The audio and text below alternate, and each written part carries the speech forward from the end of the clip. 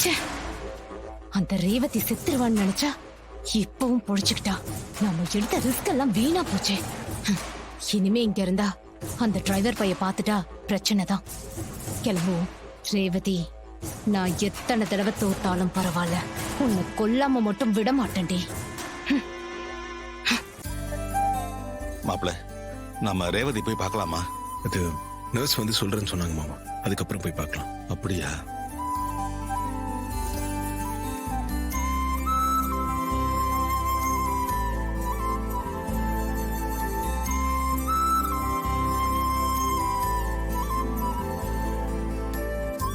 மாப்ள, ரேவதி நல்லா இருக்காளா?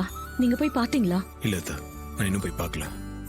ஆபரேஷன் நல்லபடியா முடிஞ்சிருச்சுன்னு டாக்டர் வந்து சொன்னாங்க. இன்னும் கொஞ்ச நேரத்துல எல்லாருமே போய் பார்க்கலாம்.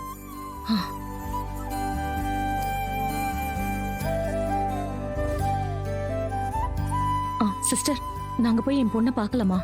அவங்க இன்னும் மயக்கத்துல தான் இருக்காங்க. டிஸ்டர்ப் பண்ணாம போய் பார்த்துட்டு வாங்க. சரி. போங்க அத்தா. வாங்க பாட்டி.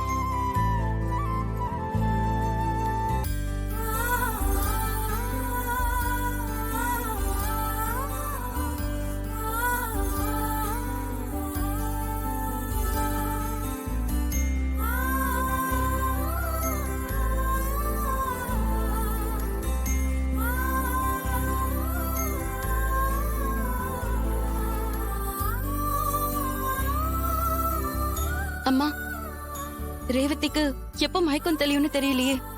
சீக்கிரமா மயக்கம் தெளிஞ்சிடுவாங்க, கவலைப்படாதீங்க.